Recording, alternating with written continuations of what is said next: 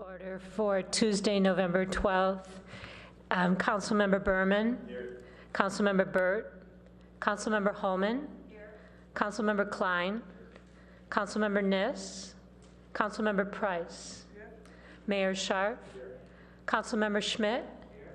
Vice Mayor Shepard. So we have 6 present. Council will be going into a closed session on labor negotiations with SEIU Local 521.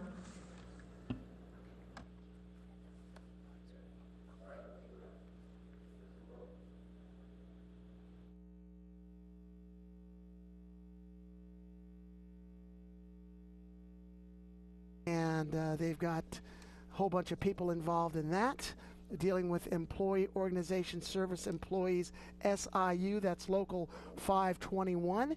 And that's James King, Pamela Antil, Lalo Perez, David Ramberg, Joe Saccio, Catherine Shen, Sandra Blanc, Dania Torres Wong, Melissa Trunkut, Brenda Rowe, Mally Stump, and Kashir Alai. And that's where they are. They are coming out now, and then we're going to get into tonight's council meeting, our agenda. It's been in a closed session to discuss labor negotiations, and the council will then discuss proposed changes to the percent of art program, which would require contributions from private developers for public art.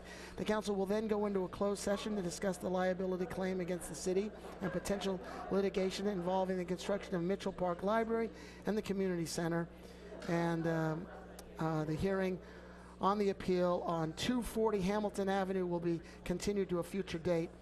And the first closed session is now, and then the regular meeting will follow in the chambers. So that is where we are right now as the council is coming out. Also, of course, I have to mention other things that happened since we've last been on the air. And of course, the great Stanford victory over Oregon on Thursday night, which was just tremendous. And in football, making Stanford the premier football university. I never thought I'd see the day, but a tremendous night out there at Stanford. But also the terrible earthquake that has hit the Philippines and that has hit Palo Alto's sister city. So returning from a closed session, and there's no reportable action. The first thing we have is agenda changes and deletions, and I need a motion to move 240 Hamilton to the date of December 9th. So moved. All right, if we could vote on the board.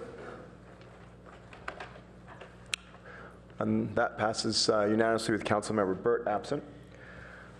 Now, We need to strike. we also need to move the closed session item number 12 on the post office to November 18th. If I could get a motion for that. So moved. Second. Second. If we could vote on the board. We did number 8. All right. And the only other agenda change, which I'm just going to make, if everyone's all right with that, is staff has asked that we hear the TEFRA action for item first when we get to our action items. All right. So now we're at city manager comments. Mr. City Manager. Thank you, Mr. Mayor, members of council. I don't think I announced the #1 digital city last week, did I, in manager's comments? Okay, good. I was having to keep that under wraps. So did want to share with the council that Palo Alto has been named #1 digital city in America in the category of cities our size, 75,000, by the Center for Digital Government, which is a national research and advisory institute focused on information technology policies and best practices in state and local government. It annually recognizes cities that adopt innovative ways of using information technologies more effectively and demonstrate technology-enabled improvements for the interaction between city staff, community, businesses, visitors, neighborhoods. Digital cities provide easier access to government information and provide city workers with innovative technology tools to get their jobs done. We're not done with our work. There's a lot of changes that we need to make, but when we're criticizing ourselves, we should remember it could be much worse in another city. Actually, at the National League of Cities meeting, the city will be formally recognized, and those council members who will be there will be in an event where we take our rightful place at the top in this area with a couple of other cities and other population categories. Okay, well, you may have seen some activity in the front of City Hall on the plaza, and that's in preparation, actually, for the actual installation of Aurora, which is underway, a life-size metal and electronic tree sculpture that will be actually unveiled or lit on November 16th. And it will provide dazzling light shows every night for the next year. The sculpture is designed as a weeping willow. It has 40,000 interactive LED lights, and when not interacting with onlookers via their smartphone or tablet, the whimsical sculpture gently passes through the seasonal life of a real tree. The idea to bring Aurora to King Plaza was actually the idea of two school-age kids who, along with their dad, the artist Charles Gadakin, and the public art program, has spearheaded a fundraising campaign to cover the cost of installation. So the festivities will begin at 3 p.m. on Saturday, the 16th of November, and Aurora's canopy will be lit for the first time shortly after darkness around 5:30 p.m. Ought to be really cool. I'm very curious to see how this is going to work. We may have a heck of a lot of smartphones controlling that tree in Palo Alto. And then lastly, the FY 2014 asphalt paving project I did want to share, which is on the consent calendar tonight, will repave 45 city blocks. The project is significantly larger in past years as a result of the $1 million increase to the street maintenance budget in FY 2014. And as you will note, the city has been adding more money over the past few years, way more than doubling what we spend on city and neighborhood street maintenance from just a few years ago. The Metropolitan Transportation Commission recently published its 2012 Bay Area Pavement Condition Report, and only 8 of the 37 total Santa Clara and San Mateo County jurisdictions had a higher 3-year pavement condition index than Palo Alto. So we're making a lot of movement and improvement. At the end of the year, our pavement condition index was 77 out of 100. And just a few years ago, we were down in the low 70s. The work included in the asphalt paving project being approved tonight is estimated to raise our citywide PCI by about another 1.4 points, and we're continuing to make progress toward our goal of reaching a citywide average pavement condition index of 85 by 2019. For folks interested in more information, you can go to the city website, cityofpaloalto.org/streets.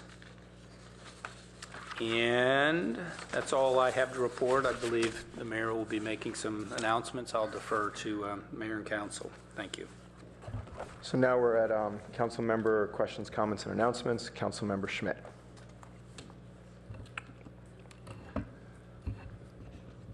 I noticed on the tentative agendas that we got that there are 2 large development projects coming up for discussion at the council: 27 University, 3159 El Camino.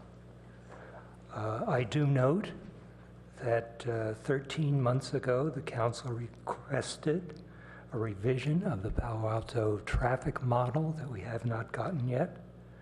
10 months ago, council was promised an updated parking study. I hope both those things are available when we discuss large development, new development projects. Councilmember Price. Thank you. As co-chair of the Families, Adolescents, and Children's Committee of the Santa Clara County Mental Health Board, I'd like to invite you all to a panel improving services for transitioning youth ages 17 to 25, from crisis to care, hospital, post-hospital, family, school, and community. The panel discussion will take place Thursday, November 14th, 2013, from 2 to 4 p.m. at the Downtown Mental Health Center, second floor, 1075 East Santa Clara Street, San Jose. And we have several very fine panelists, and this will be a very productive discussion and a very important one. I encourage you to attend. Thank you. Councilmember Shepherd. Vice Mayor Shepherd. Thank you, and this is a question for the city manager. Jim? Question for you. You're having a good time down there. I wanted to understand, I'm looking at the tentative agenda as well. I know that there's going to be some tasks that we need to do regarding the Maybell vote that came forward, where we have some complications with how things have been set up with our comprehensive plan and the loan and those types of things. And I wanted to get an idea as to how we were going to be addressing that and some of the other issues that I know are probably foremost in some of our council member minds right now. Okay, so if you wouldn't mind, I would, if I could defer till after the mayor makes some, we talked about some schedule changes this morning in pre-council for the agenda, and I think that might help sort of shed some light on the time frame for addressing that. And I'd be in a better position to follow up after that if that's okay. So the mayor's making some comments, or I'm sorry, I'm not following that. Yeah. Yes, the mayor's making some comments. Okay. So good. Thank you. Thanks. Councilmember Holman. Yes, Vice Mayor Shepherd brought up, the Maybell matter, and I think it may be appropriate to just say that at this point in time in our community that I hope what we can do from this point forward is build together as a community, move on from the Maybell project. As it is known, I thought it was a good project. I voted for it. I supported it. Had friends, very good friends on both sides of the issue. It doesn't matter. That is behind us now. What I hope we can do now is build together towards a positive future in this community, that we can set aside those issues. And what I think about sometimes is we sit up here and spend a relatively short amount of time reviewing projects, voting projects up or down that affect the community either as benefits to the community or negatively impact the community. And those projects live on for many, many, many years. So I think this will be a good opportunity to take a fresh look at how we review projects, what our criteria is, and hopefully we can work together with the community to come forward with a more positive approach with more positive outcomes. Councilmember Berman. So last Thursday, I hosted 9 of the toughest city council critics I've ever come across here in the city council chambers. It was a 4th grade Cub Scout troop from they went to Juana Briones and Bowman, and they had a lot of tough questions, and they had a lot of good and some kind of fun recommendations on how we can make the city better. And if there's anybody else out there who has Cub Scouts or Boy Scouts or any Scouts or Girl Scouts that want a tour, get in touch with the city clerk's office, and they can get in touch with us to try to coordinate a time to make that happen. Thank you. So first of all, I'd like to make some comments regarding the devastating typhoon in the Philippines that has so affected our sister city. As a community, we've often come together to lend a hand to others, and this is one of those times when our thoughts and prayers are with those affected by the devastating typhoon in the Philippines, especially to our friends in our sister city, Palo, which has really sustained catastrophic damage. It's really bad over there, and I'm sure I see some of our neighbors abroad people in the audience, and I saw that they'll be speaking a little bit to that. So I think as a community, we really need to come together on this and help out our sister city. 50 years ago, Palo Alto and Palo became sister cities. It was actually our first sister city, one of 6, and was also the site of the 1944 landing of General MacArthur and the Allied troops during World War II, which resulted in the actual liberation of the Philippines. As sister cities, we have made connections through Neighbors Abroad, who has sponsored a children's library in Palo for years, And I'm told that in 1989, when the Loma Prieta earthquake hit, the city of Palo rallied together to provide assistance to those of us here in Palo Alto. And I hope that we as a city can do the same for them. The City of Palo Alto will work together with our nonprofit sister city organization, Neighbors Abroad, to help get funds and assistance directly to our sister city, and I would like to encourage the entire community to assist the effort by sending relief donations to Palo Alto Disaster Relief, care of Neighbors Abroad, P.O. Box 52004, Palo Alto, California 94303. And people in the community are also encouraged to give directly to the Red Cross to help with immediate relief efforts for the Philippines. And more information on how to donate can be found at www.redcross.org, and we will communicate with the community on other ways to get involved as relief efforts develop. And tonight, as we're going to end up going to a closed session and then come back, I don't normally do this at the end of the meeting, but I'd say I'd like to, when we close the meeting, I'm planning on being in honor of our sister city, Palo, and what they're going through right now. Then the second issue, which Jim alluded to, is a number of council members have expressed strong interest in holding a study session to launch a community dialogue about our city and where should we be going. And in response to that, we scheduled a special study session on December 2nd to start a comprehensive community discussion on planning for our community's future. It is anticipated that we will discuss topics ranging from PC zoning to the comprehensive plan to stronger traffic and parking policies. And each council member is encouraged. The idea is to be as inclusive as possible and to deal with any concerns council members have and wish to raise, and to submit to the city manager any topics that you would like to address at the study session as soon as possible so the city has time to prepare. I would point out that this is not just in response to the Maybell project, whereas obviously that plays some role, that there have been a number of council members that have been writing colleagues memos on PC zoning, as far back as 6 months ago, and it's been going back and forth, and the Planning and Transportation Commission was looking at that a while back. And so there's been a lot of thought on this council by, I'd say, all council members. And I know that all council members have been giving this a very thoughtful and careful approach in thinking about how we look at these issues. And so I think it's important that everyone in the community recognizes that, and that we're going to have this study session at which all-time council members should think about concerns that they have of everything relating to, PC zoning, to the comprehensive plan, and stronger traffic, parking policies, et cetera, and other issues that may have been concerned that, I haven't mentioned. This wasn't supposed to be an exhaustive list, just more some. So the other thing is the city manager and I have also taken off the tentative agenda the two large proposed PC projects, the Arriaga project and the J. Paul project, to allow a comprehensive framework and discussion on PC zoning to occur before these individual projects are taken up on an ad hoc basis. These projects were previously scheduled for discussion on December 2nd and December 9th.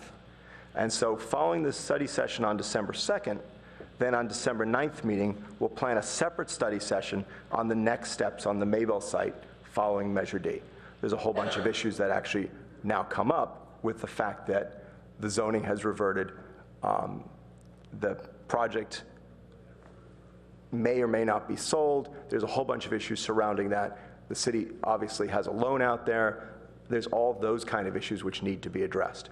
And so that'll be outlined for the community and for the council, frankly, what all those legal issues are, how all that works, and what the next steps, what the options on the next steps are.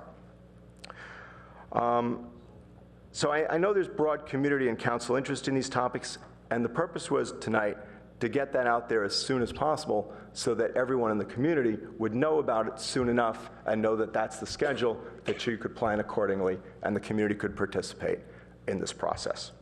So that's really what I wanted to say on that tonight. Thank you. So now we're moving on. Jim, Jim, did you have anything you wanted to? No, I think pointing out the movement of those two items off the agenda and into the future, and of course, the council's going to be engaged in study session and identifying issues. You may request then that we come back with some specific action items and those sorts of things following that, and then we can look at what your long-term agenda is as it relates to those projects. Thanks. Okay. And now, has everyone put their cards in for oral communications? Can I ask one question? Oh, yeah, good. Just a question. Do you also want, input from the community on either one of these study sessions? Study session meaning that we don't take any action. We are just studying what the issues are and trying to give direction to staff. So is there a way for community members to give you input, or would you rather just wait until those meetings? I think Vice Mayor Shepherd, members of the council, I think it would be best. Folks are probably going to come and address the council and use the city council email as, folks are inclined to do in kind of surfacing issues and concern. I think that our interest as far as the council, this is also, though, a discussion the council needs to have amongst itself to start to identify issues and some information that you may ultimately need to help frame some actions. And so I think that if you gave us your thoughts as the council in advance, we could be sure to try to be prepared as possible. Understanding if you ask us 1,000 questions, this is like 3 weeks away at most. We're not going to be able to necessarily answer all of those. And I think one of the things that I'm hopeful that will come out of your study session when we deal with this is really look at the magnitude of the variety of issues that our city is facing and the bandwidth of our small staff to really adequately support those. And then for the council, too, to work through, in a democratic process with the community, there's bandwidth for the council and the community. And so the right pacing and the right focus on these issues, I think, will be something that hopefully will come out of this, so that in the future, when you say, send the city manager some comments and questions, I'll feel a little more secure about our ability to respond quickly to you. Thanks. All right. Councilmember Holman, you had a quick something to add? I do. I have a question. Appreciate that these subjects are going to be coming forward to the council. I just have a question about procedurally how or what thinking has been given to what might roll out of this, because study sessions being what they are, there's not direction given, there aren't motions taken. So I'm just kind of, has there been any thought to how this might play out, this first discussion? Well, my thought, too, is after we have a study session, we'll probably agendize an action item after staff has time to digest it and come back with thoughts of where, what the council said. That's kind of what I'm saying, is like, it's always, from my perspective, a little bit challenging for staff to be able to understand what we're saying, because we're not taking motions or even straw polls about what we want staff to come back with. That's just the nature of study sessions. So we don't need to debate it now, but it's just understand that it's a concern that I always have about study sessions. All right, Councilmember Niss. Because I think a number of people will want to speak tonight about the election last week, I thought it might be helpful for us to put out just a couple of pieces of information, given what I've been reading since before and after Measure D was voted on. But I think that some might believe that the city owns the Maybell property. We do not own the property. It is owned by the Palo Alto Housing Corporation, and they now, with their board, have the right and the privilege of deciding what will happen to that piece of property. So that we don't go down a path tonight of thinking that the city owns it or can return it to an orchard, that isn't a possibility unless at some point people were to put forth a fundraising effort of some kind.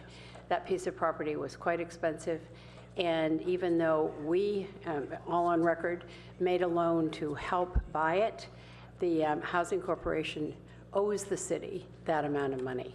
So just for clarity, we do not own the property on Maybell, and the city has never owned it. Thank you.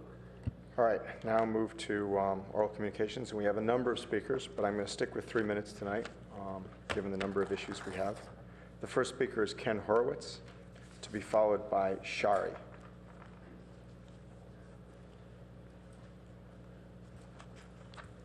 Good evening. My name is Ken Horowitz. I live on Homer Avenue, and the city manager mentioned about streets, and one of the issues that's been concerning me most recently, given the fact that we now have less daylight, is the number of bicyclists that are riding around our cities with, that are unsafe, basically.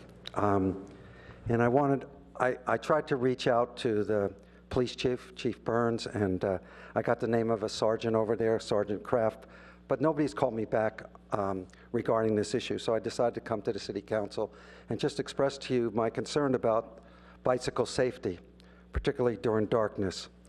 And I wanted to call your attention to the California Vehicle Code, Section 21201, which says that every bicycle operated during darkness that's operated on a public street must have a lamp emitting white light that while the bicycle is in motion illuminates the highway, sidewalk, etc. in front of the bicyclist and is visible from a distance of 300 feet, and a red reflector on the rear that should be visible from a distance of 500 feet, and a white and yellow reflector on each pedal, shoe, and ankle visible from the front and rear from the bicycle, and lastly, a white or yellow reflector on each side forward of the center of the bicycle.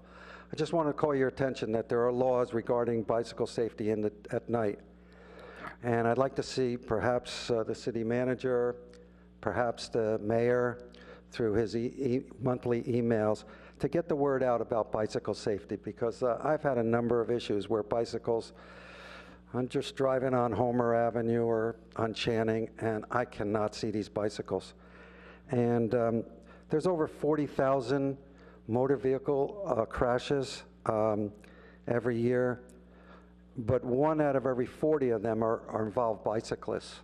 And the majority of them are between 6 p.m. and midnight. So please do something about bicycle safety. Thank you so much for your time.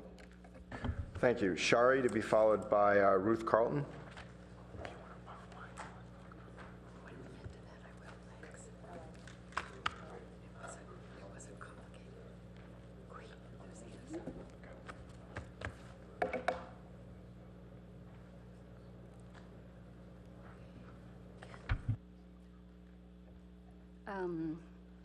Hi, good evening. My name is Shari. I'm actually a stormwater engineer with the city, but I'm speaking tonight regarding Palo, Leyte, where I'm from originally. So as I'm speaking, there's going to be some slides on, I guess, on the TV that you're going to see, and I'd like to start off by saying that thank you, Mayor Shar, for acknowledging and expressing your support for the devastation in the Philippines. Palo Leyte is a sister city of Palo Alto. I'm here tonight because they are in desperate need of help. I would like to request and encourage the city and the community to consider providing help in relief to the victims of the devastating Super Typhoon Yolanda in the Philippines. The devastation destroyed the whole town of Palo Leyte, among all other adjacent towns. Reports and videos that I have seen show that the entire town is completely destroyed and washed out. Lives have been taken and shattered, and the horrors of the aftermath still lingers on as victims struggle with their losses. Along with the losses they are facing, the victims also struggle to survive. There is no food, no water, no shelter, no medicine, no electricity, and no means of communication nor access to transportation. Children and adults are suffering. They are hungry. They are sleeping on the streets as they battle through the rain. They have no supply of clean water. All infrastructures are totally ruined. They have nowhere to go. There is no access to roads. Even evacuation centers have been destroyed. People have nowhere to go, and they are at loss. The entire town is gone. I have seen the news about reporters who themselves were reported missing, who lost communications, and when found, they recounted their own horrific ordeals of trying to survive this devastating calamity. They have witnessed the devastating destruction, seen lives lost, and watched the continuous struggles of the people to survive. I have also seen these horrific images from news of the devastated towns, lost lives, and continuous struggle of the survivors. My friend whose family lives in one of the devastated towns told me that it was just too overwhelming. Their house was totally battered and gone, but their neighbor's situation was worse. She said, there is just no food, no water supply at all. Unimaginable. I cannot even begin to conceive the pain that they are going through right now. There is no way to erase the pain of the losses from their loved ones. There's no way of putting everything back as they used to be. There's not enough words to describe the pain and horrific moments they went through, but there is a way for us to help. Through this, at least we can show them they are not alone. Even from afar, we can comfort them one way or another. Life was taken from them. And I just want to request the city and the community to help out our brothers and sisters there. And that's all. Thank you. Thank you. Ruth Carlton, to be followed by Winter Dellenbach.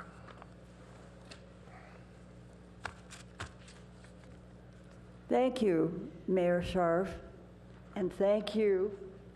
I didn't get your name, but thank you so much. I'm Ruth Carlton, and I am the Vice President for our sister city, Palo. We have been sister cities, as Mayor Scharf mentioned, for 50 years. We just celebrated in April, the end of April, our 50th anniversary with the Mayor Patilia came to Palo Alto. And the only word that I have had from Palo is indirect. Her eldest son is the Director of Energy in Manila, and he flew in a helicopter over Palo and stated that 80% of the town was destroyed. So it could be more, it could be less. It is a tragedy, as we all have seen, hour after hour, as we've watched, as we've listened. This is an opportunity for our town and Neighbors Abroad, which is our sister city organization. It is our opportunity to show the humanity that has been shown to us. So I would like to urge the city council, each one of you to think deeply about this tonight and help our sister city, because she is deserving and she is an amazing place. If you ever go there, you will be welcomed with smiles, with hospitality, as only the Filipino people can give. And we know from the over 400,000 people in the large Bay Area who are Filipinas, we know of their hospitality and what they do for us. So I am urging the council to make every effort to help our sister city of Palo. Thank you. Sure. Vice Mayor Shepherd would like to ask you a question. Ruth? Ruth, since I don't usually carry checks with me, I wanted to know, does Neighbors Abroad accept credit cards, or do we just need to? No, we do not have credit card accessibility. All right. So we need to get the address maybe, and so we can put it up on the board or something so we know where to send this. Right, it's box 420.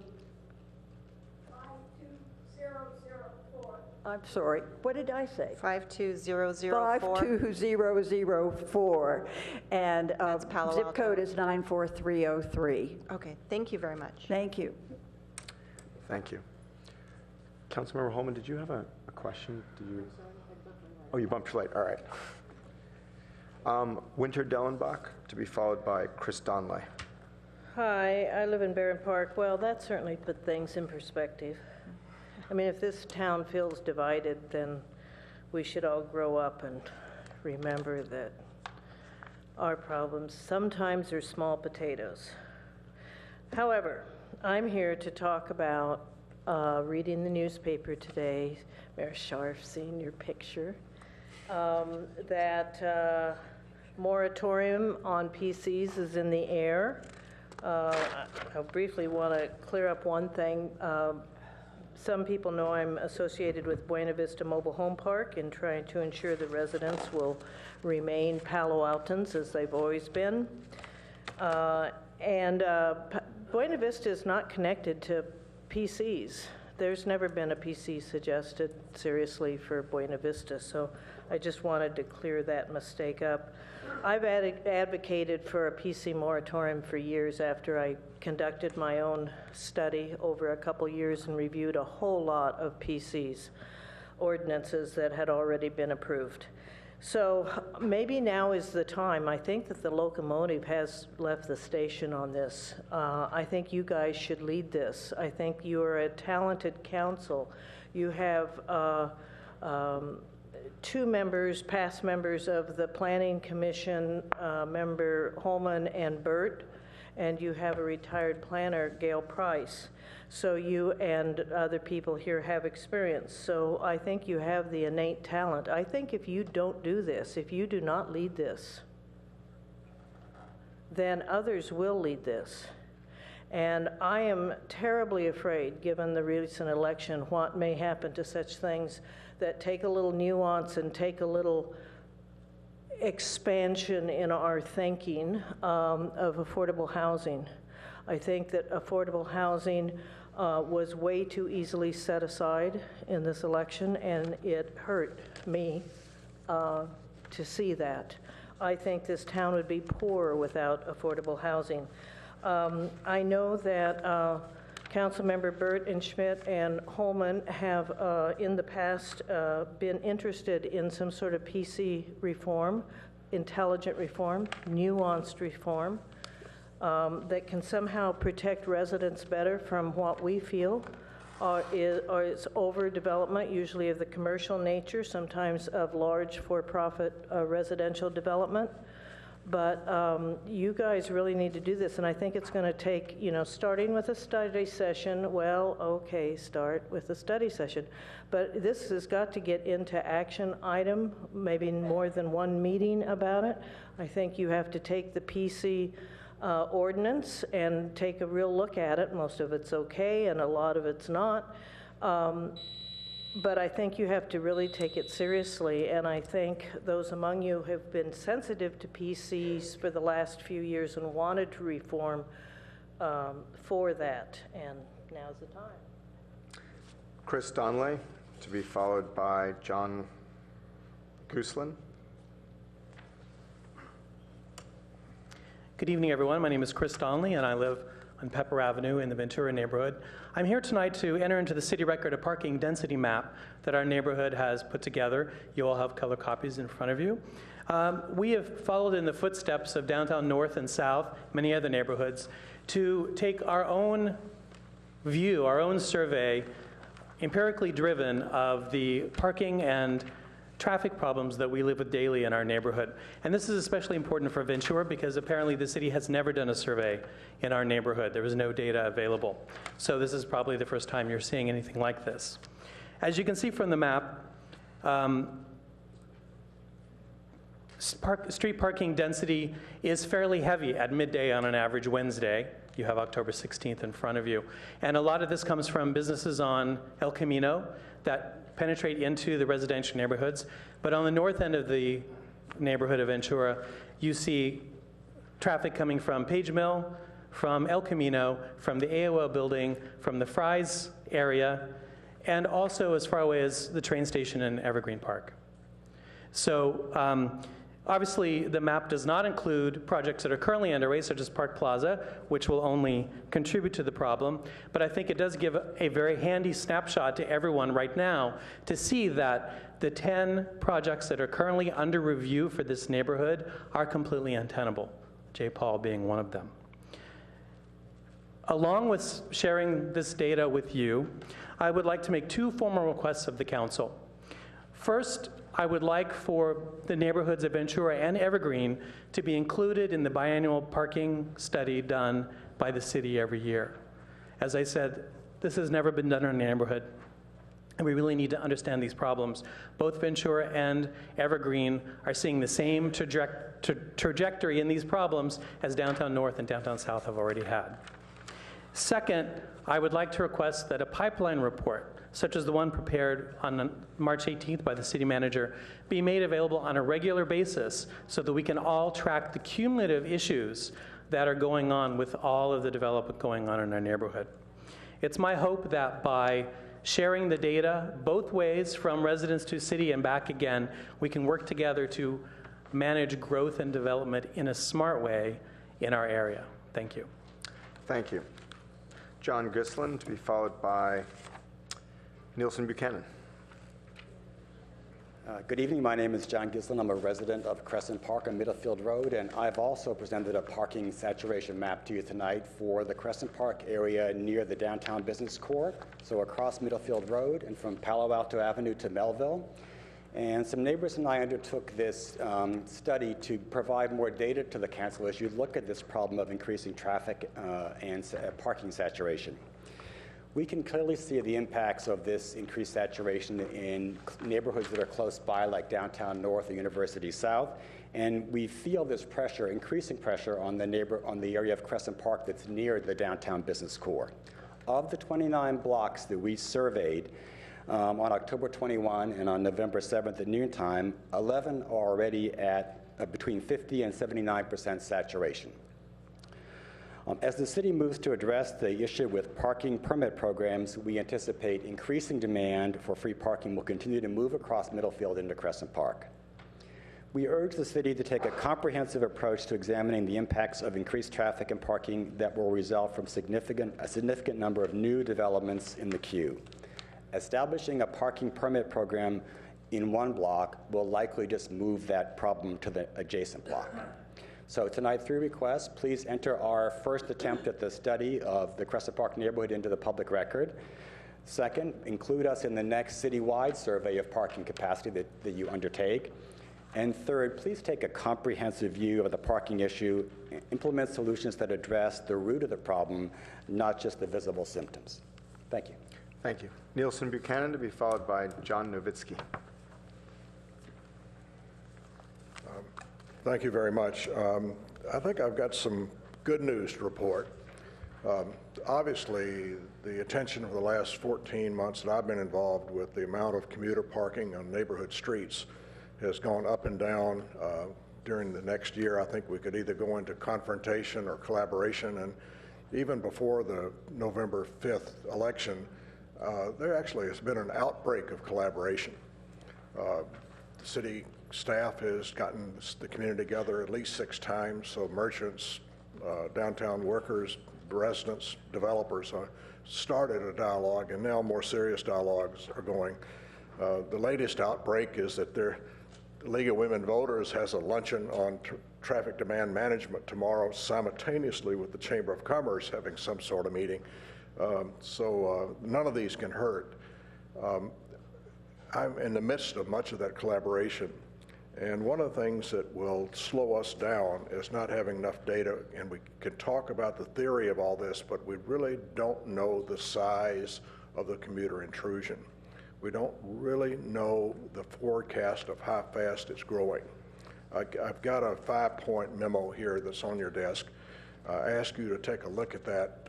The collaboration and goodwill can hold up for a while, but if the collaborators talk past each other because we don't have the data, then it will collapse. It's hard enough to get disparate people together. I've detailed what I think would help this process. I think if some of us, as Nancy Shepard often says, we've got a lot of smart people in Palo Alto capable of coming up with some solutions, and we're most anxious to help you and the staff, hard-pressed staff, to come up with some solutions. This is a deeply embedded, long-term problem to restore quality to our neighborhoods, and we're really working hard to make something good happen. Thank you. Thank you. John Novitsky, to be followed by Mary Dimmitt.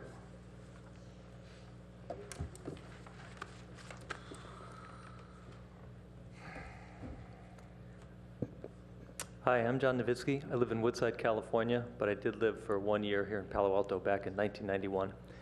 And I'm here to present to the council an idea for immediate relief in the sister city. It turns out after the big Haitian earthquake several years ago, started in a science fair and with my brother, we've developed a solar-powered water purifier for exactly these kinds of situations. There's several innovations that are unique to Silicon Valley. For example, the solar panel is on a flexible substrate, so you can roll it up like a blanket and carry it in a backpack. Nothing else in the world can be built like this, making a solar panel this way. I don't expect you guys to buy them tonight. We're putting a big relief shipment out of Woodside, and we've already got an international agency that'll be taking the relief supplies from here to there. We're already in contact with the Filipino Red Cross. So when these arrive on the ground in the Philippines, we've got somebody over there to receive them and transport them to the emergency zone. And again, if I go back to Haiti, there was something in the neighborhood of between 200 and 300,000 people died after the Haitian earthquake in the next 6 months. Nearly all of it was born to waterborne diseases is what happened. That's why we're trying to jump on this right away. So I've got just a data sheet and a quote of how to order these from Michigan that I'll hand to the clerk. You guys can talk about that, but it's something that please consider this quick and work with us to leverage the other two pieces, the shipment we're putting together, as well as the Philippine Red Cross at the other end. We've got the other 3 already done. Thank you. Thank you. Sunny Dykewell to be followed by Diana Cabin.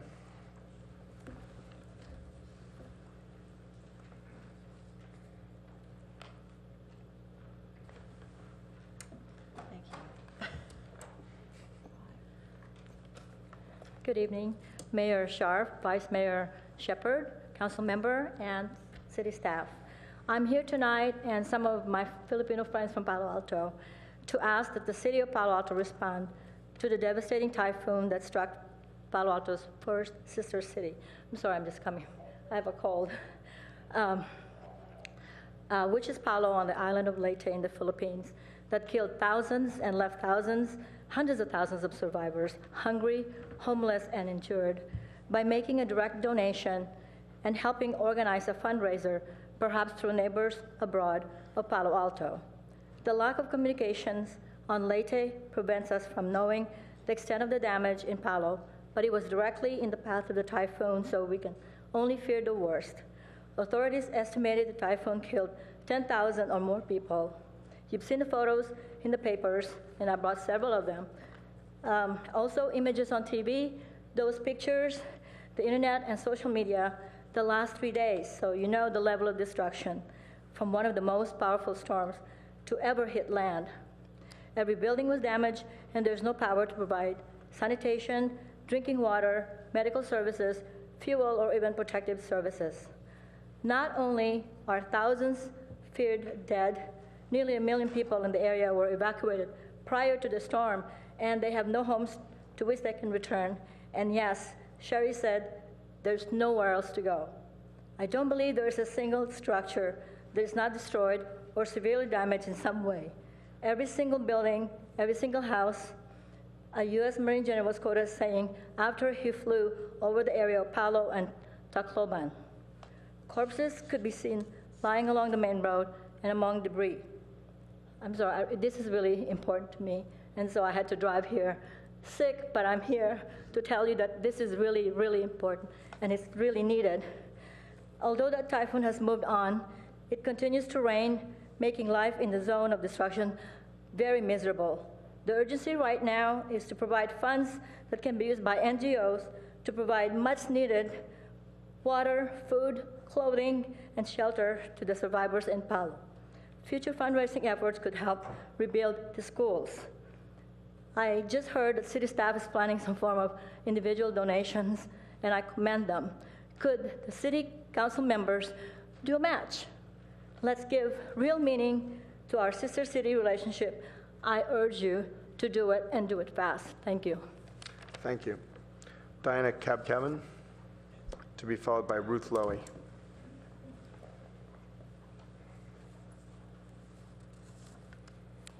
Good evening. My name is Diana Cabin. I'm a friend of a resident of Palo Alto, Naudelyn Smith, and her husband, Doug.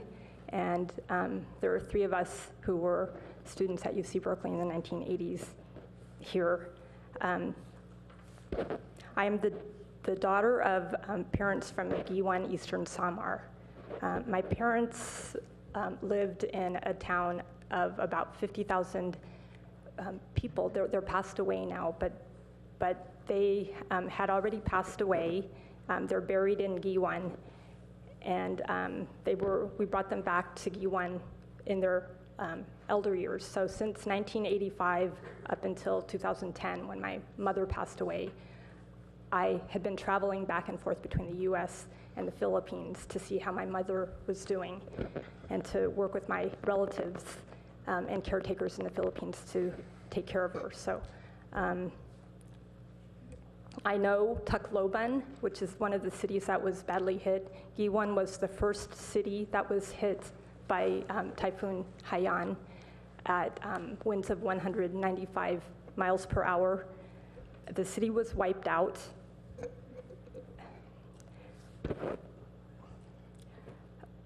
We only have word that two relatives of ours are alive. I have not heard from a cousin, Lucille, whose daughter is in college. I have not heard from my cousin Santo, who took care of my father when he had Alzheimer's. I had not heard from my cousin Moling, who was also a caretaker of my mother and father. Santo, by the way, also took care of my mom when she was dying. I have not heard from Marjorie or Maribel, both young women that helped take care of my mother until she died in 2010 in a Tacloban hospital. For the last several years, I've been extremely concerned about the impact of typhoons in Giwan because it faces the Pacific Ocean.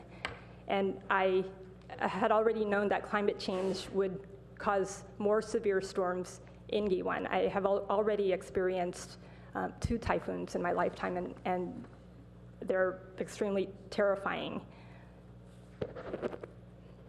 I apologize, I'm not prepared to speak because I just found out about an hour ago that I had this opportunity.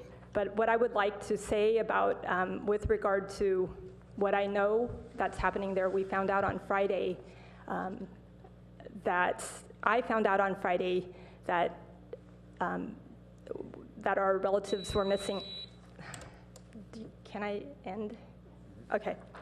I would like to say that the most important needs in Giwan and all the parts of Eastern Samar that are devastated are shelter, food and water, and cash assistance. Shelter, in coordination with an organization such as Habitat for Humanity, would help the local people rebuild their community.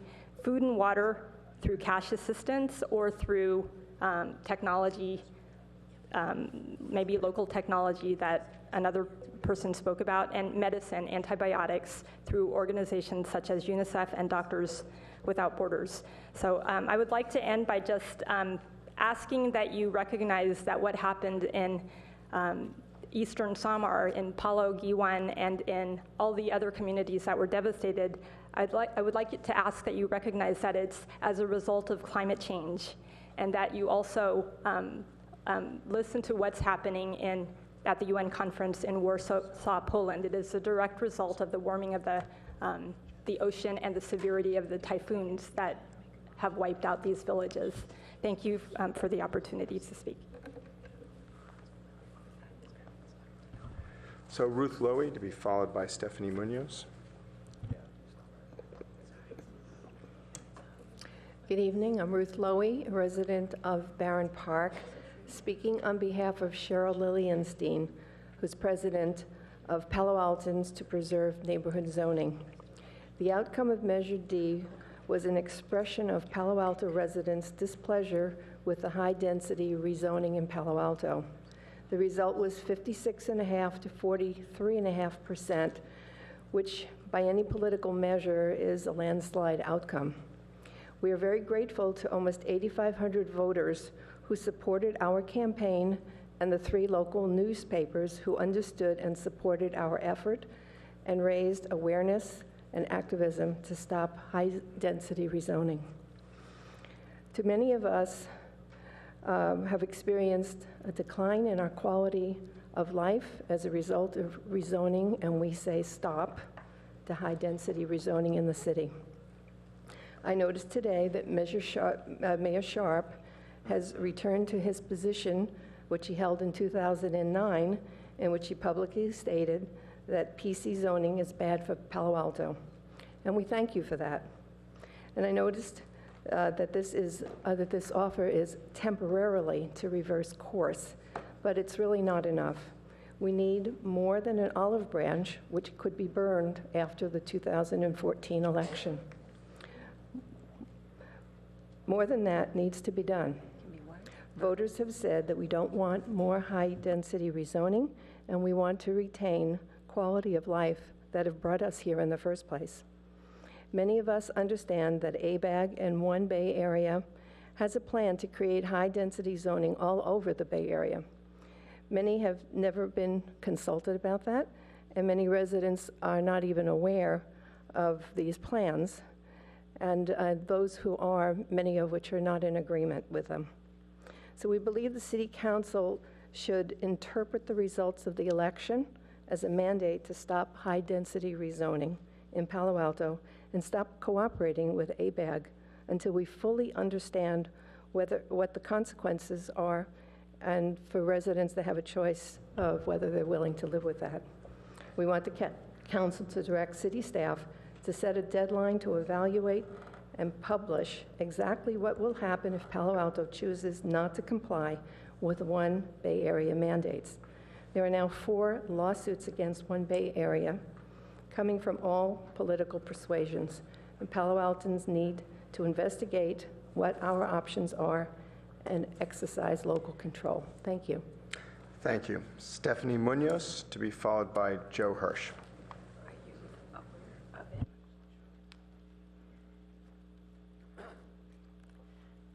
Good evening, Mayor Sharp and council members. 77 years ago, our parents and grandparents won a great victory in Europe. And the people who won that war decided that there was more of the American dream that they could have. They didn't have to live in the great cities with the huddled masses and very little breathed free. They could come here, and they could live like aristocrats with a little house and gardens and orchards. And they knew that there were people making money and profit that would take that away from them so that they could make more profit and make them just back to the huddled masses. So they tried to put in law, and they succeeded, that would protect their dream. Well, at the same time, here in Palo Alto, there was another group of Americans trying to use their property to sustain their lives. And I think they too are entitled to equal protection under the law, because this isn't Soviet Russia. How can you tell people they can't use their own property just to keep themselves safe from predators? It's not that I'm all that humanitarian. I'm not any more than you are. It's just that I don't want to live in a police state. Well, but this is the part that I've come to urge you. If you can tell people they may not dwell in their cars, the state can tell you you may not use the land of Palo Alto to live the American dream of owning little houses surrounded by gardens and orchards. Councilmember Niss expressed shock and indignation that ABAG could demand that, and I think everybody agrees with her. But we see the uses of power, and we know that they can do it, so prepare for it. Don't give up those seniors. They're gold. Just hang on to them. Put in the 40 seniors on the first acre this year. Next year, put them in on the second year, on the second acre. The Proposition 13 proponents threatened to sell off the land if they lost, but don't let them do it. It's cutting off your nose to spite your face. You need those seniors. You need that senior housing. Please. And don't give up any of it. Don't give up the post office. And for God's sake, don't give up Buena Vista. You need to have that land for your plans and what the state wants for you. Please. Thank you. Joe Hirsch.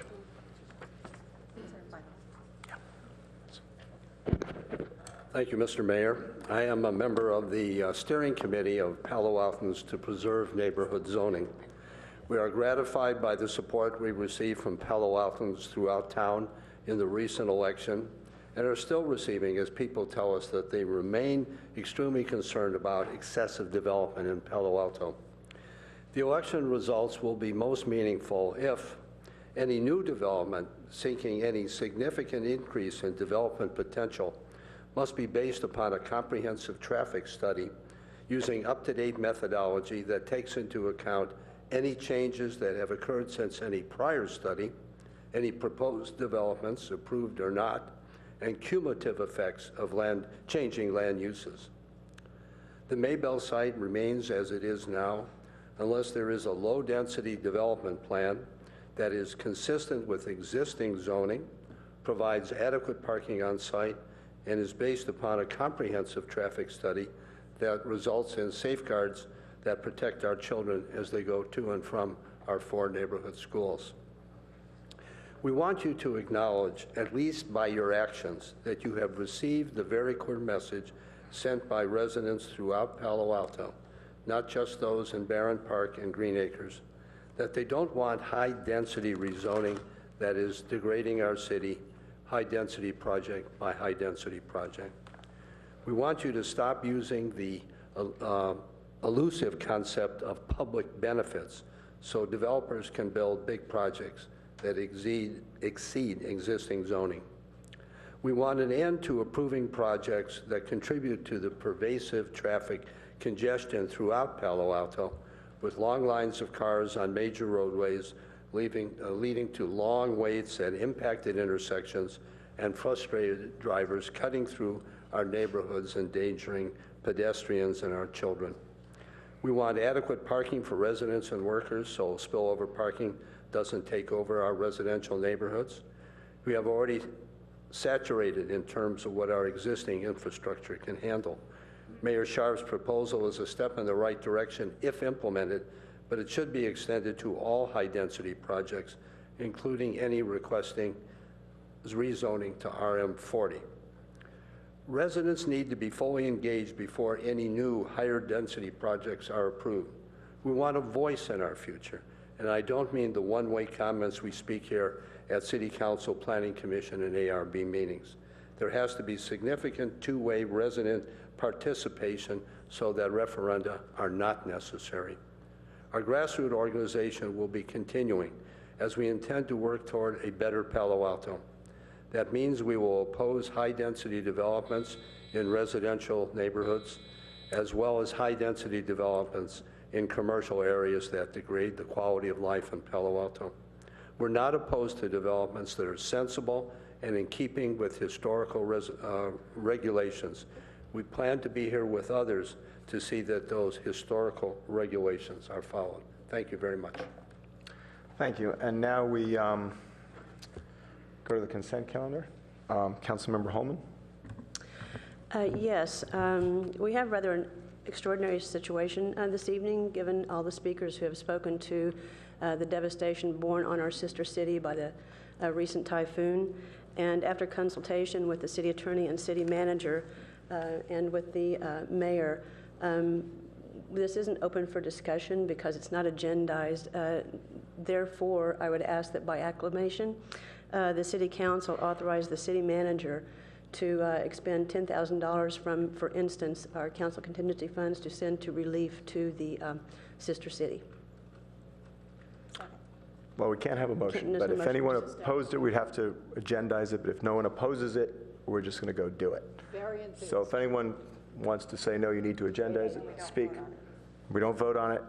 I personally think it's a great idea. So, but we can't speak on it.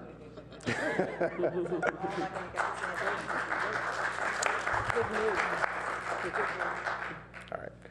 Thank you, Councilmember Holman. Okay, let's move on. Yes. I move the approval of the consent calendar. Let's vote on the, Councilmember Holman?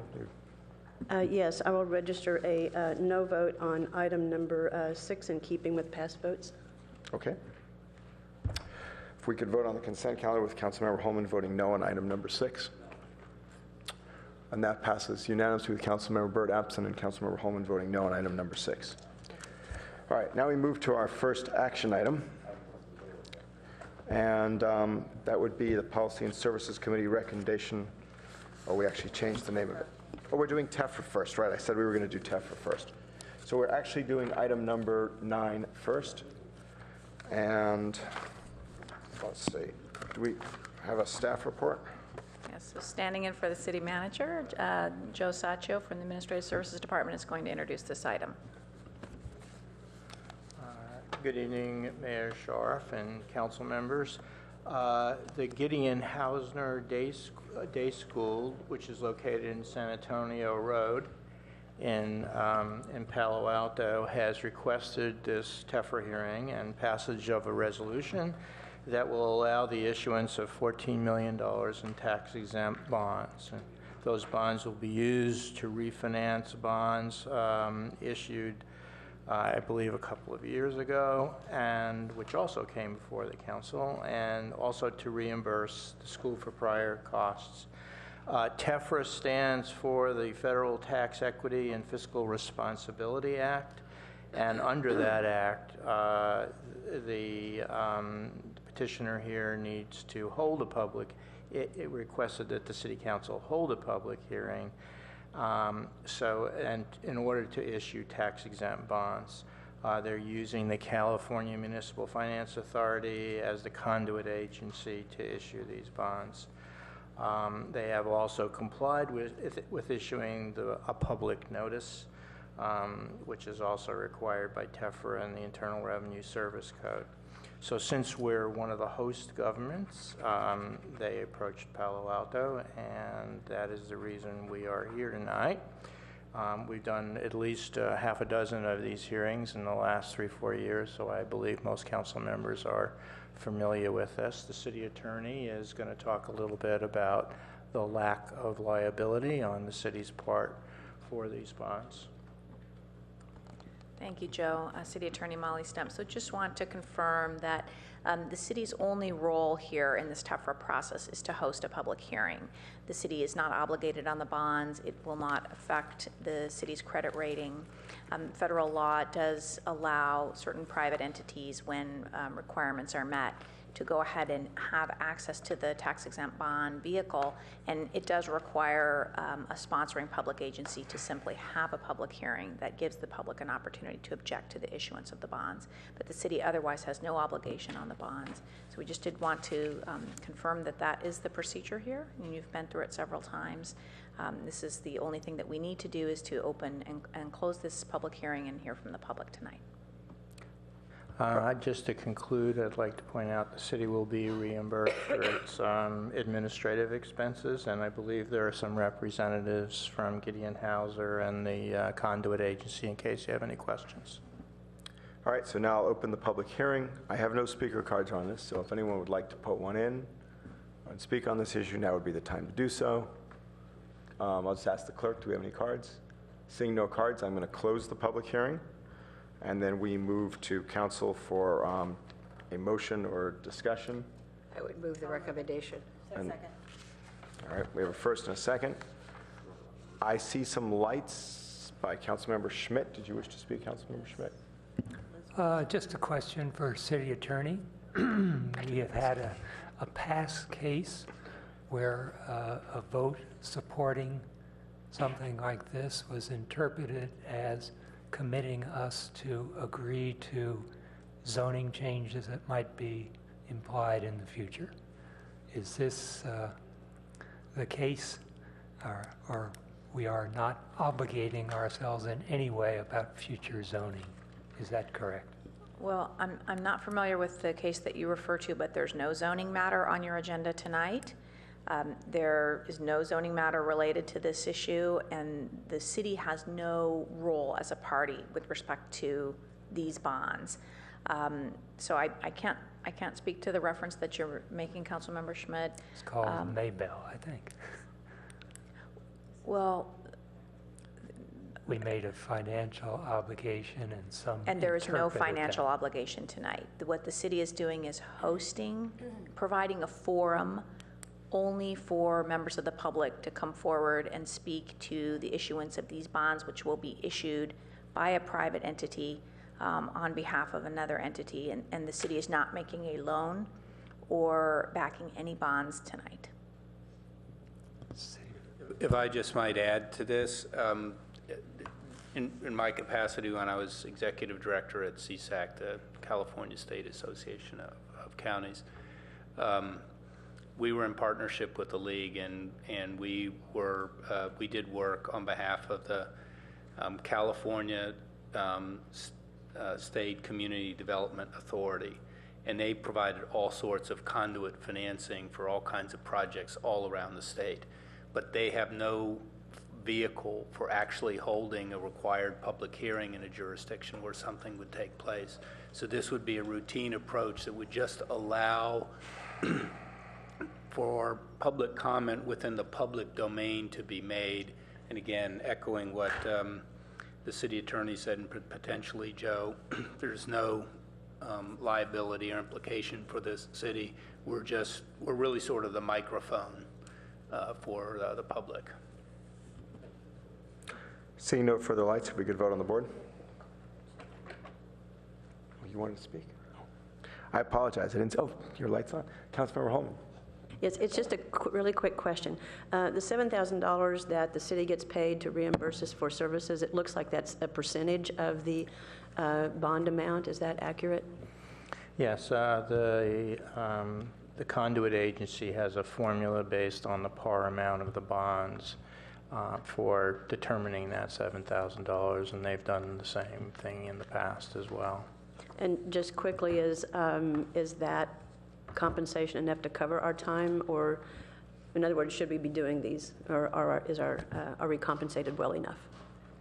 As long as you don't ask us any more questions, it'll cover it. No, just kidding. Good enough. But is it?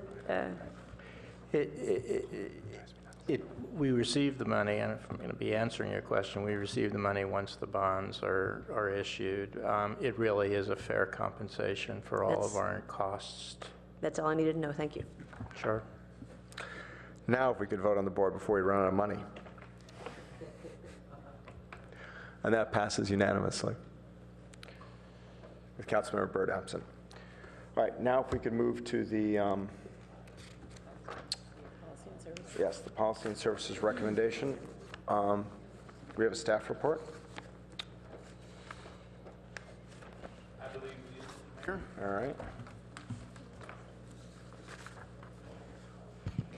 Good evening. I'm Raina Halpern, Assistant Director of the Community Services Department and Division Director for Arts and Sciences.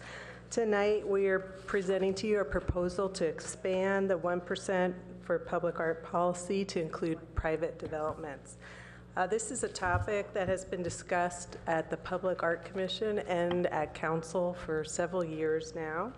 And on April 8th of this year, was a colleagues memo that was unanimously passed directing staff to explore the development of the 1% ordinance for public art, for private developments.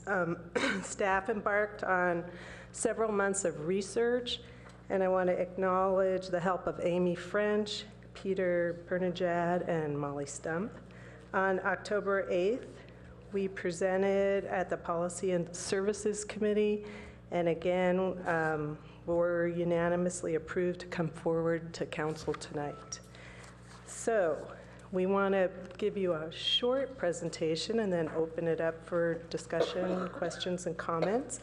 I just wanted to say that the intent of the ordinance for public art and private development is to reflect the creative and vibrant community that lives, works, and visits here, and to encourage a variety of art experiences that enhance the visual landscape of our city. So I want to point your attention to our PowerPoint, and it's very short. It's only 6 slides, and we started it off with a wonderful piece of art in a private parking garage in Santa Monica, and Santa Monica being one of the cities that has a public art for private development ordinance. And this is a piece that is called Cradle by the Balneg Studio. Next slide. Okay, so just to open up, we did a lot of research nationally and in California, and we found, much to our surprise, that there's approximately 50 cities in our state that have a public art policy for private development. Another thing that we found that was very common was the practice of offering an in-lieu fee option for developers, thus allowing for the financing of larger and more significant artworks. Also, another trend that we found is that most cities require the artworks are visible to the public about 40 hours, or at least 40 hours a week. And with that, I'm going to turn it over to my colleague. Good evening, Elise DeMarzo, manager of the Public Art Program. So I will continue here. So the qualifying projects under the ordinance must meet both of the following criteria. So it would apply to new commercial developments, additions, or reconstructions requiring architectural review, both over 10,000 square feet and with a minimum construction valuation of $200,000. In looking at more than 50 of these policies and where people drew the line with exemptions, these are the recommendations both that came from the colleagues' memo and in our research of various cities that made the most sense to staff to bring forward. And to be clear, the developer has the choice to either commission artwork at their development site if it qualifies for the percent for art, or they may pay an in lieu fee to fund larger, more impactful artworks throughout the city of Palo Alto.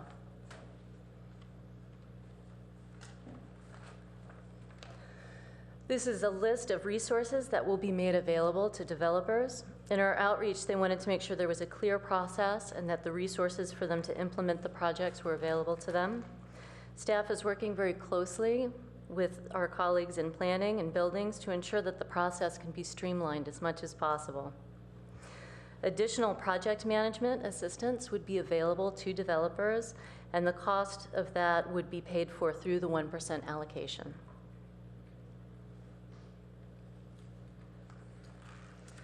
So this is a brief timeline and next steps.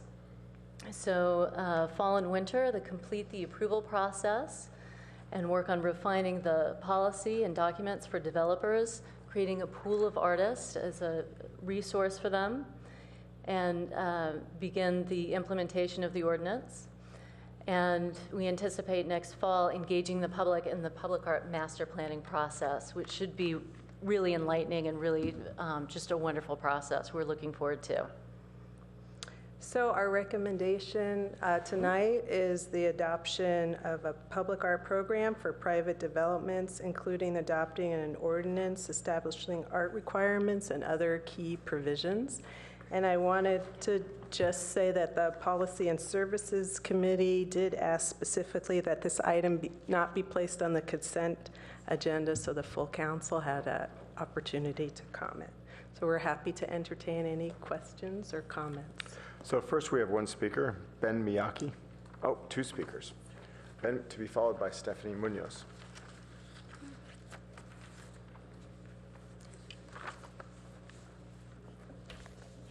Good evening, Mr. Mayor and City Council members. I'm Ben Miyake. I'm a member of the Palo Alto Public Art Commission. I urge you to vote yes on the proposed ordinance to establish a public art program for private development. Voting yes will also increase the public art staff needed to administer and maintain this expanded program. San Francisco, Seattle, and San Jose are examples of cities that have great public art programs. These public art programs enhance the enjoyment and understanding of these communities. This ordinance will be a catalyst to bring together the visual, urban design, and planning departments, as well as artists and the citizens of Palo Alto in a public art master plan process to view the future of Palo Alto. Public art plays a powerful role in the shaping the identity and experience of Palo Alto. Palo Alto can make public art a valuable asset that strengthens the city as an attractive place to live, work, learn, play, and visit. Great cities have great public art. Thank you. Thank you. Stephanie Munoz?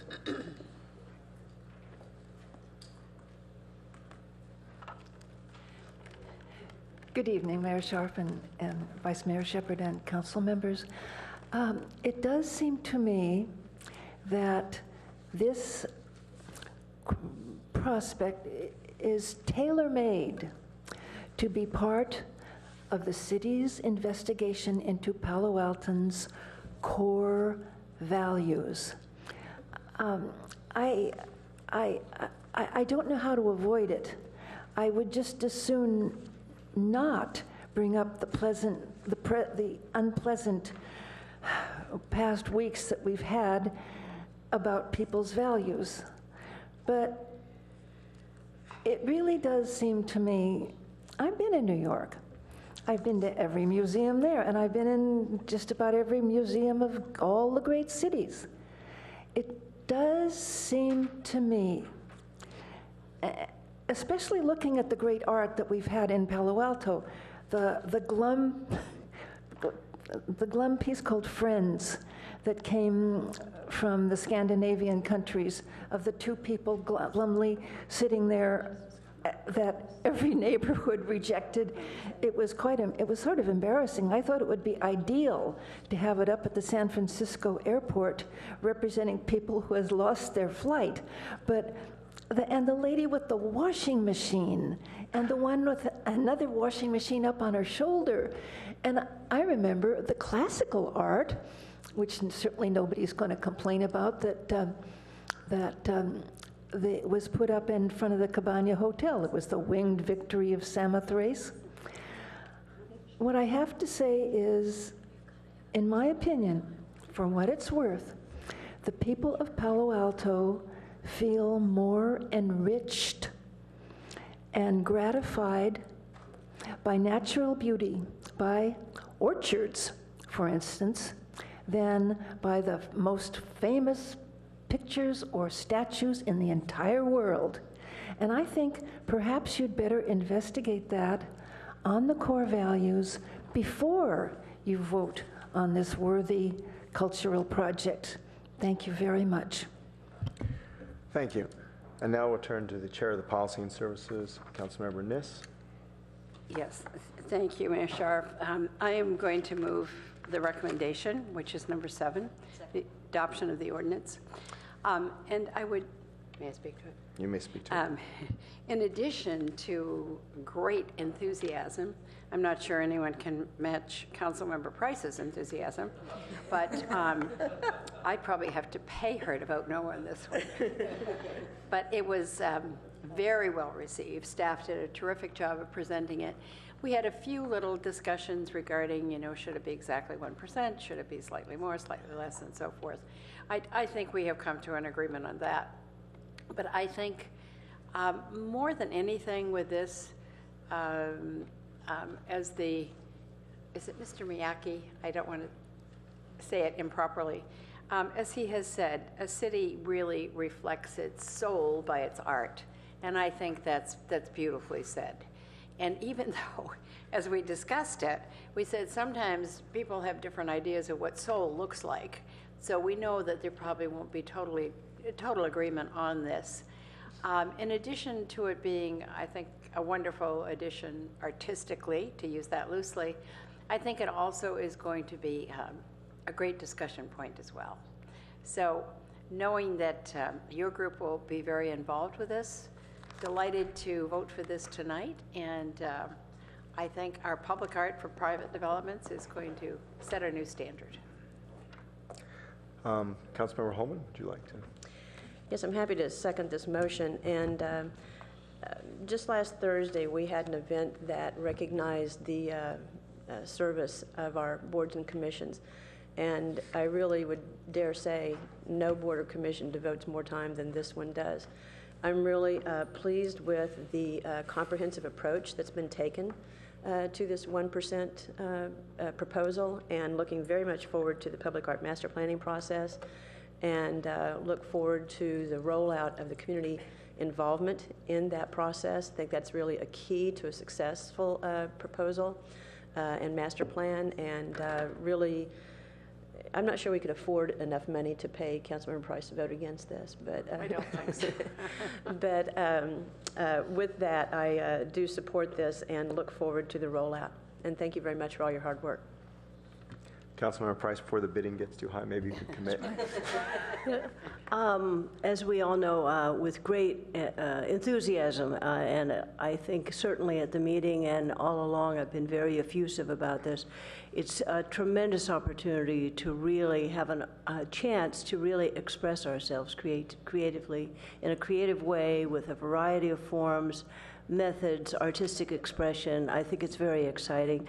I can't wait to see the results, and I wanted to really commend the staff and the Public Arts Commission for their very thoughtful work. The research is great, very comprehensive, and it was very impressive. And the flow chart and all of the background work that went into this to make it such a powerful report and ordinance. I'm just thrilled beyond words. I can't wait. And congratulations to everyone involved. It's been years that different people have spoken to this issue, former council members, current council members, community members, public arts commissioners. Thank you very much. Vice Mayor Shepherd. Yes, first off, I'm very much in favor of this, but I did want to just get a little bit of information about, I think we've been giving a stipend every year to do maintenance, and I'm imagining that this means, what happens to that stipend? And also I noticed that you do have as eligible costs the services, materials, utilities, or other expenses associated with the ongoing operation or maintenance of the public art. So I just want to make sure that if we build this, we can keep it and without angst. And so I just want to understand how that got taken care of in this ordinance, or what the thinking is. Sure. So this is an issue that the staff did work closely with legal on, because it does potentially raise some legal issues as far as use of the in lieu funds. So the way the ordinance is set up is that if a developer elects to build on-site art, they need to do that with a 1% allocation that goes towards the cost of the art itself, and then they are responsible for maintenance, but that cannot be charged against that 1%. In other words, the 1% goes into the initial acquisition and all the things related to that. Just describing it at a high level of generality. If a developer elects to pay those 1% funds into the in lieu fund, then there is a mechanism for the city staff to use those funds to acquire new art in other parts of the city, and to maintain and conserve and project manage that art going forward. The city will still need to do some budgeting work to care for, provide staff time to manage and maintain its existing public art collection. This ordinance will not fill that particular need, and that will be something that the council will need to continue to look at going forward. Is that helpful? Yes, it is, and I think it's $35,000 a year, if I'm 30,000. So, do we have any thinking about how incrementally that might grow?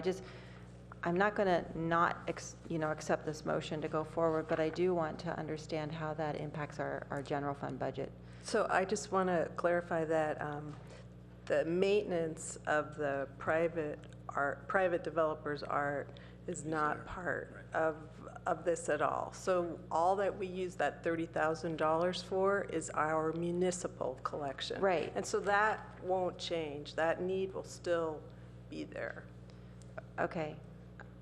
Whenever we've given this allocation, though, to maintain that art, yes, the way I've understood it is it's just sort of triage, that we're just barely able to kind of take the pieces that really desperately need something, and that what is really needed is more money in order to maintain our assets of public art. And I'm imagining that as we get funds, when developers don't want to do their own art, that we will have a growing repertoire of art. So is that then expected to be a discussion during budget times separate from this? And this is where I was just trying to figure out if some of these funds would be able to be used for the maintenance, and what I'm hearing is probably not, that we would still have to do this through the general fund. If you'll just allow me to clarify, I believe, and correct me if I'm wrong, that newly commissioned work that uses the in lieu funds, the maintenance for those newly commissioned artworks can also utilize the in lieu funds. It's just the artworks that were existing previous to the ordinance. Is that right? Too many of us wanting to talk Okay. at once.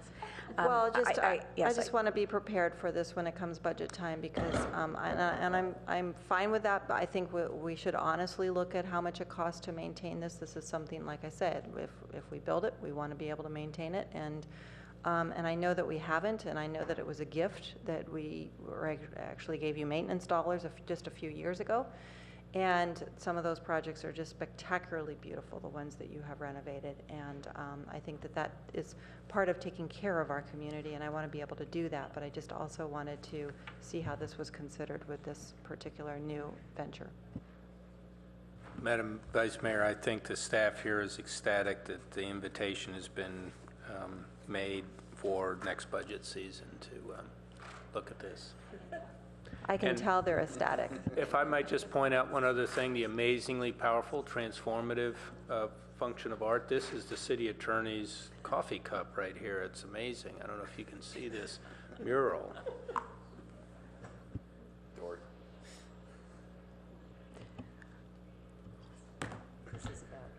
Councilmember Schmidt. Enthusiastic supporter of this. Thanks very much for all the work and making it happen and bringing it forward.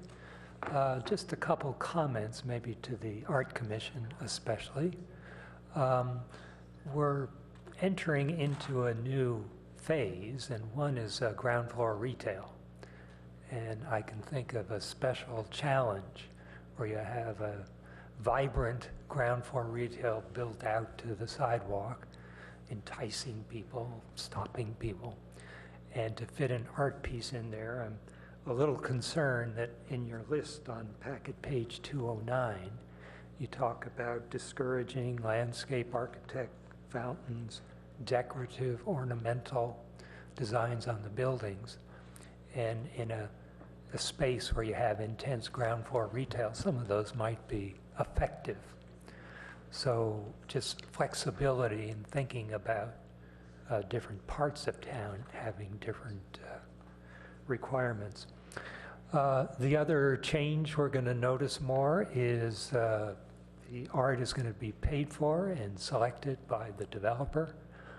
And when you're doing housing, all of a sudden when people move in, they might find that the developer has a different sense of art than maybe their kids and families do.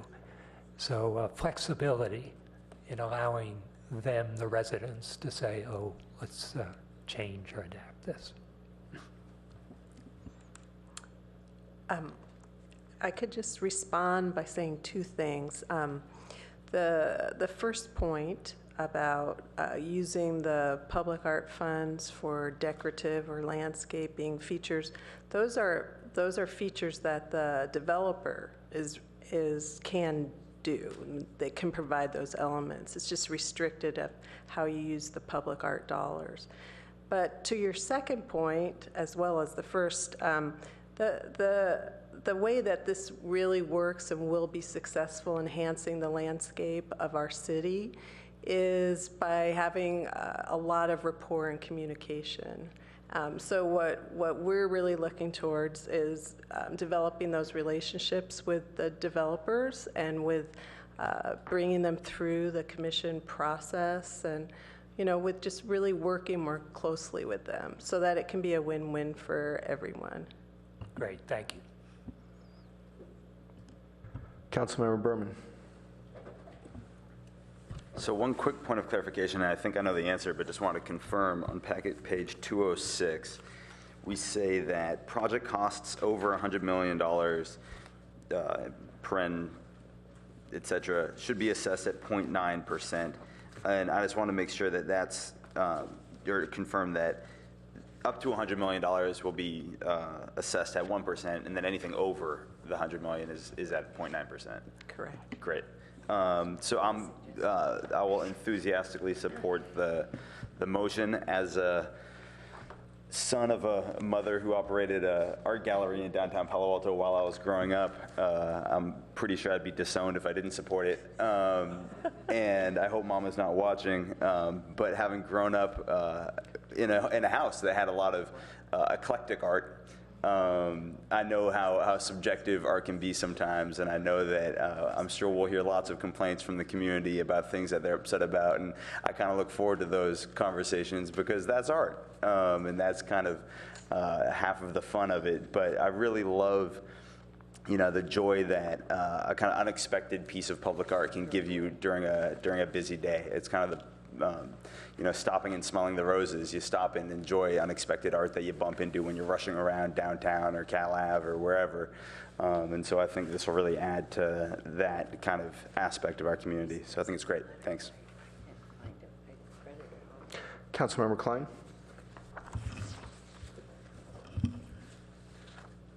I don't have anything to add, really. I think the comments have been absolutely on point. This is a terrific program. I just wanted to clear up one thing that I think that might have gotten confused in the dialogue that the Vice Mayor had with the staff. And this we went into at some depth at the committee level. I think it's helpful if you consider our art program to be as having old art and new art. The old art will have to be covered by the amount that we've been putting into the budget for previous years, or maybe slightly increased over time as maintenance might increase. So the old art will get that 35,000 adjusted over time and continue to. That's what we'll be asked to do in our budget if we want to maintain the existing art. We cannot use, and that's the point I really want to emphasize, I don't think it came out earlier, we cannot use this new 1% that'll go for new art to also fund the maintenance of the old art. And the city attorney advised us that would be looked upon by the courts as a tax. We'd have to go through the Prop 218 thing and all that. But again, just to really hammer home the point, old art, 35,000 a year plus a little bit. New art, all covered by the 1%. We will not be hit by any increase in the general fund by the new art that we're going to acquire, because we're allowed to use the 1% in part for maintenance and also for administration. So that we didn't really talk about that, but we obviously, as our art collection grows, people put money into the fund rather than their own art in their new buildings. We're going to need some additional staff, and that also will be covered by the 1%, not by a hit to our general fund. Thank you. So I just wanted to say that I also wholeheartedly support this, and I'm really glad we're doing this. A couple things I just thought, since we've been talking about the maintenance a little bit. So my recollection is when I got on council, our budget was $25,000 to maintain the public art, which was clearly inadequate. And there were actually some pieces we had to deassess, if I recall. So I don't know if that's the right word, but that's my recollection of the right word. And then we actually went up to $50,000 the year after. I remember doing that. And then I believe that Director Betts thought that was a little too much, and we went back down to $35,000, or maybe it was 30. Was it 30? And then we're still at 30, is that correct? That's correct, although I like the 35 number.